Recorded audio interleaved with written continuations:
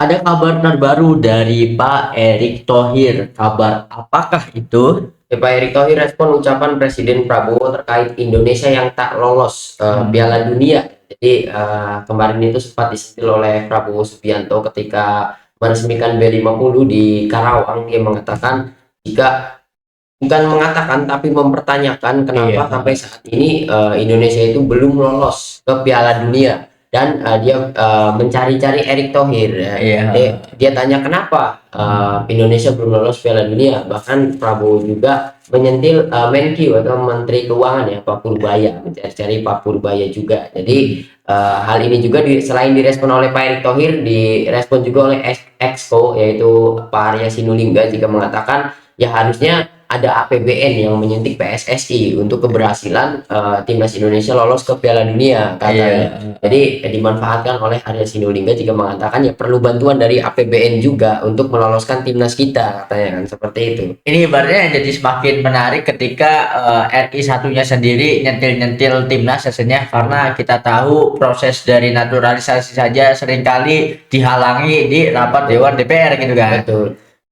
Dan menurut gua harusnya menanggapi omongan Arya Sinulinga dulu ya. Perlu APBN, nggak usah perlu APBN lah. Rolex yang dikasih ke pemain jualin, masukin ke PSSI itu sudah lumayan. Satu Rolex kan hampir 2 M kalau nggak salah ya. Kali 24 pemain itu kan sudah lumayan banget untuk nambah PSSI. Kalau misalkan tanggapan dari Arya Sinulinga itu, wah Pak Presiden kan nyentil Menteri Keuangan juga, artinya dia mengerti nih masih kurang dana juga PSSI. Pak Arya Sinulinga ngomong seperti itu. Nah, kalau untuk respon Pak Erick sendiri, Pak Erick itu mengatakan ya harusnya tidak hanya sepak bola saja, saya kan sebagai Menpora juga. Jadi Pak Erick itu menanggapi keseluruhan cabang olahraga kan. Tapi kembali lagi ya kalau sepak bola kembali lagi kalau cabang olahraga yang lain kita sudah tampil di Olimpiade, karena untuk cabang olahraga selain sepak bola ya puncaknya Olimpiade. Nah, kalau untuk sepak bola ya puncaknya ada di Piala Dunia kan gitu ya. Mungkin untuk 2030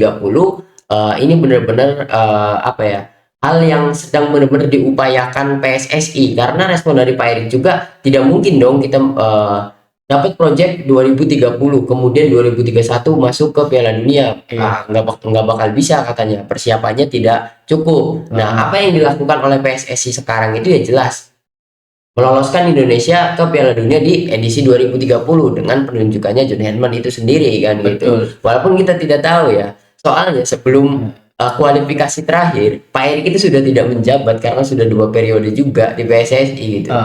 Tapi kalau untuk ketua PSSI sendiri regulasinya memang harus 2 periode. Harus 2 periode. Kalau misalkan lanjut juga ya mungkin Pak Erick tetap saya jadi Menpora saja, tidak jadi PSSI gitu. Karena memang kalau misalkan untuk jabatan ketua umum PSSI kan maksimal 2 periode kan. Berbeda dengan menteri kan. Tetapi selain Pak Erick Thohir, gue agak ragu ya untuk the next yang akan menggantikan Pak Erick Thohir. Karena ketika sebelum penunjukan Pak Erick Thohir itu kan ada Raffi Ahmad kan rumornya kan untuk ketua PSSI, terus gue lupa siapa lagi, ada suaminya Chelsea Island pada saat itu kan. Dan ya ujung-ujungnya Pak Erick. Dan ya kalau misalnya sekarang ya menurut gue sih harusnya dibuat undang-undang baru ya Pak Erick. Satu periode lagi lah. Karena project John Herman ini kan projectnya Pak Erick gitu kan, dan kawan-kawan di PSSI. Takutnya ketika nanti kualifikasi terakhir rombongannya Pak Erick ini udah tidak menjabat ya hancur lagi gitu kan. Tapi kalau menurut gue mah pasti ada kemungkinan bisa 3 periode sih, dan soalnya untuk menteri saja Bu Sri Mulyani kan 3 periode juga ya. Ya meskipun ya untuk menteri tapi untuk ketua PSSI tidak bisa. Ya maksudnya ibaratnya ini kan jabatan yang tidak terlalu vital, mungkin kalau secara hukum kan tidak seperti pejabat tertinggi yaitu presiden dan wakil presiden gitu kan. Kalau untuk ketua umum PSSI jika harus di-compare dengan menteri saja yang bisa 3 periode ya seharusnya bisa. Kenapa? Karena menurut gue ya kita harus track back dulu ke belakang sebelum Pak Erick Thohir menjadi ketua PSSI, segimana bobroknya lah ibaratnya ketua PSSI sebelumnya gitu kan. Karena memang bola itu dijadikan unsur politik gitu kan, sehingga gue ragu kalau nanti Pak Erik harus mundur karena regulasinya harus 2 periode. Ya nextnya di mana? Karena nextnya ini waktu yang krusial untuk timnas kita gitu kan. Ini ibaratnya yang ngebangun proses impian Indonesia tembus Piala Dunia adalah Pak Erik. Kenapa di momen-momen krusial tidak ada tangan Pak Erik? Ya takutnya akan terjadi ketidakseimbangan di dalam kubu PSSI itu sendiri. Ya, tapi kan tetap saja ya, masih akan dikaitkan dengan majunya Gibran sebagai wapres, di mana pasti akan ada narasi-narasi mengangkangi demokrasi lagi dan juga yang lain-lain, mengubah undang-undang semau sendiri karena memang menyalahi karena maksimal hanya 2 periode kan untuk ketua umum PSSI.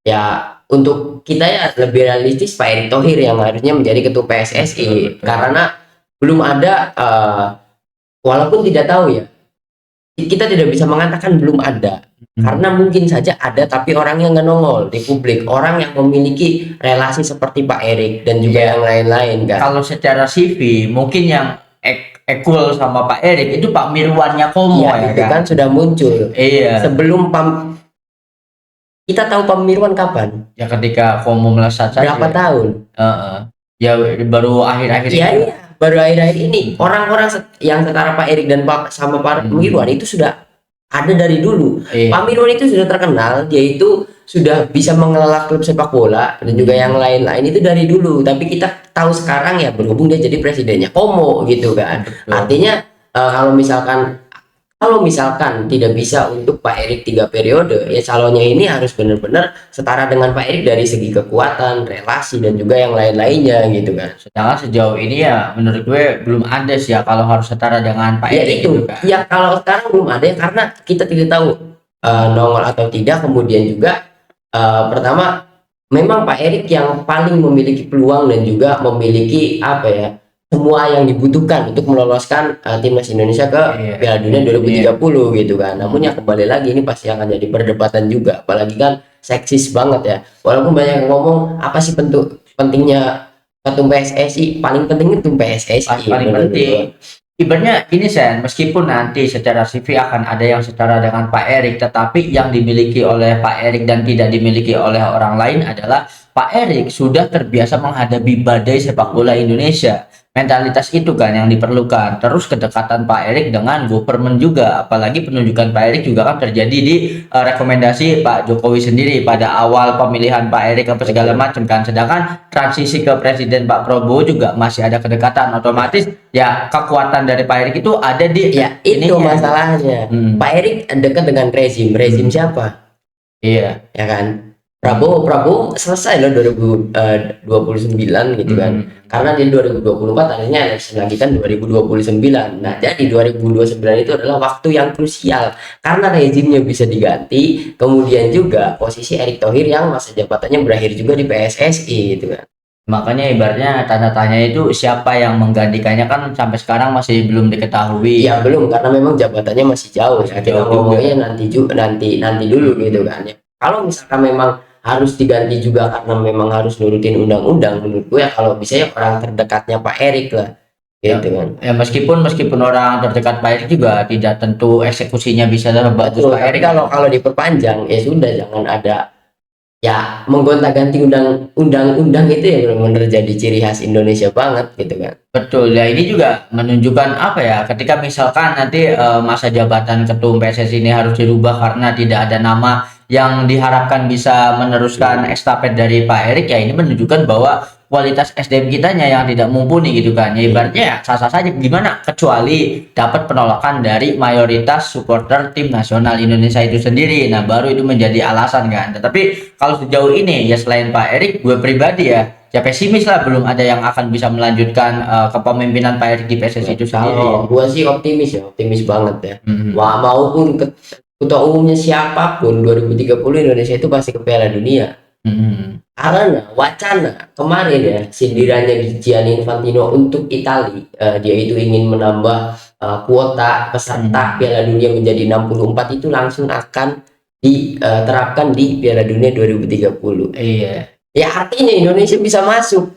Itu sekarang 48 dan untuk Piala Dunia di selanjutnya 64. Itu kan artinya dari benua itu setidaknya mau 15 negara akan mewakili benua mereka masing-masing. Meskipun secara prestis, secara gengsi menurun ya, karena kita pada akhirnya lolos Piala Dunia bukan karena kita yang hebat, tetapi karena memang kuota dari Piala Dunia yang ditambah gitu kan. Iya, ya mau gimana lagi gitu kan. Kalau kita masih percaya FIFA itu adalah federasi tertinggi sepak bola, ya kita harus ngikutin FIFA gitu kan. Ya kita nggak mau pengennya formanya 30, ya sok bikin aja sendiri sama Rusia, sama Cina, sama Korea Utara kan gitu. Mungkin mentalitas orang Indonesia itu Iran Iran mengundurkan diri aja kita ngambil celah kan.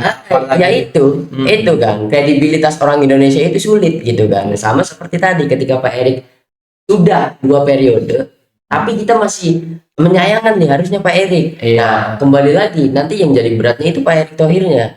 Apakah memang ada jaminan ketika Pak Erik megang kita lolos? Iya. Ya kan. Kemarin juga itu peluang terbesar kita sepanjang sejarah, namun tidak lolos juga gitu kan. Betul.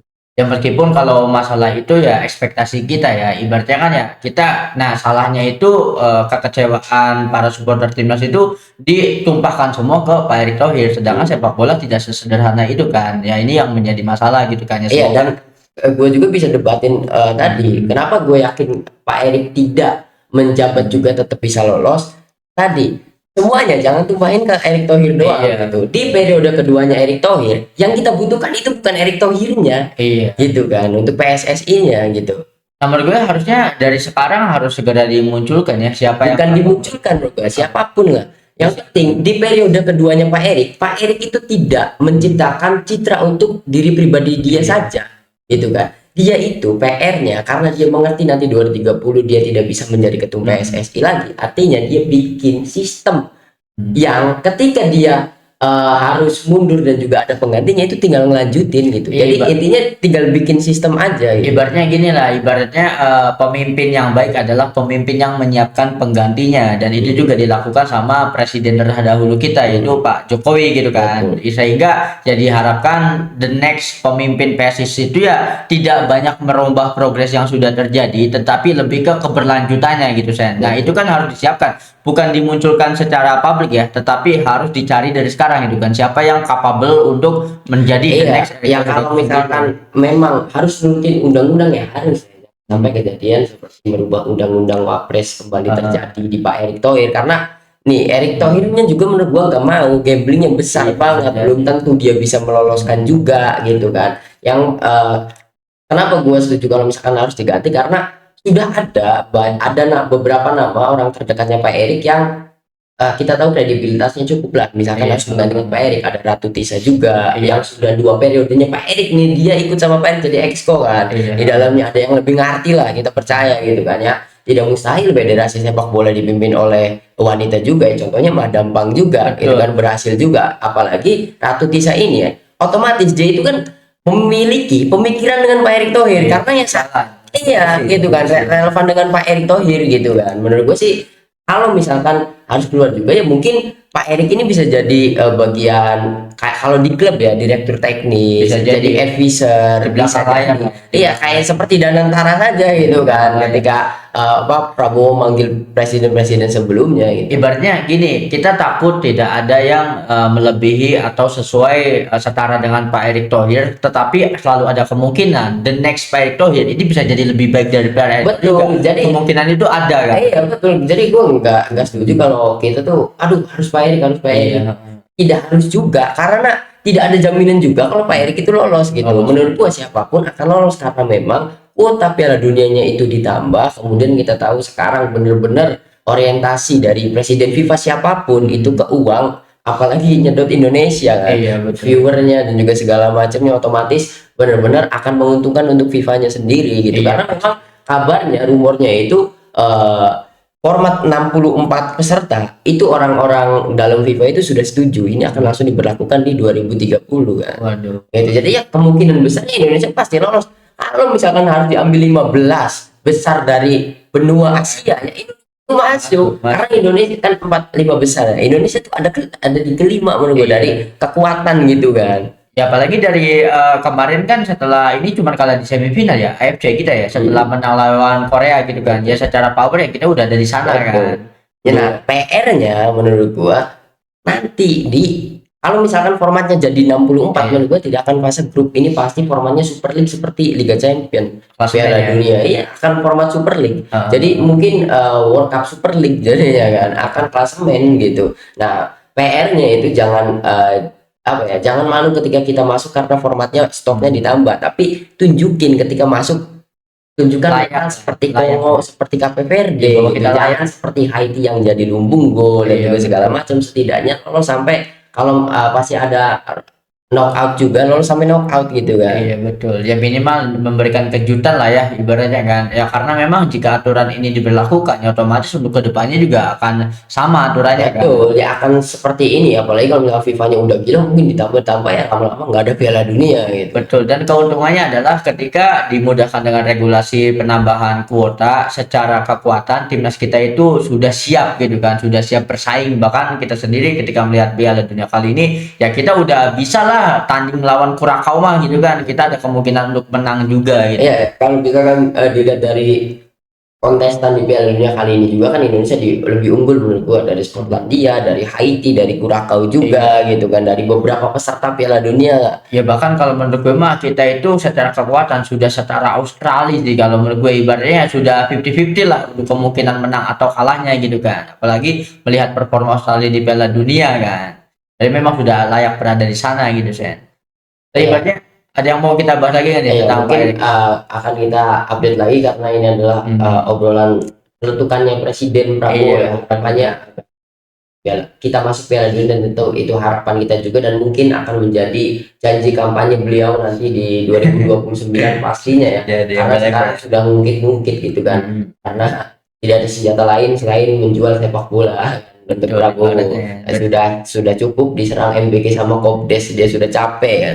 Ini kampanyenya meniru kampanye Pramono Anung jual-jual Betul. bola. Iya, apalagi tadi udah disinggung masalah APBN oleh Arya Sinulinga ya. Iya. Ya benar-benar kayak Pramono Anung, nggak akan disuntik APBN. APBN ibaratnya ganja, meskipun itu kita hanya mencari celah dari sisi positifnya sebenarnya untuk timnas kita dan juga PSSI-nya ke depannya gitu Iya, kan. betul ya. Kalau misalnya lolos Piala Dunia, ya kita juga yang senang lah. Betul Ibaratnya gitu ya. pastinya gitu kan.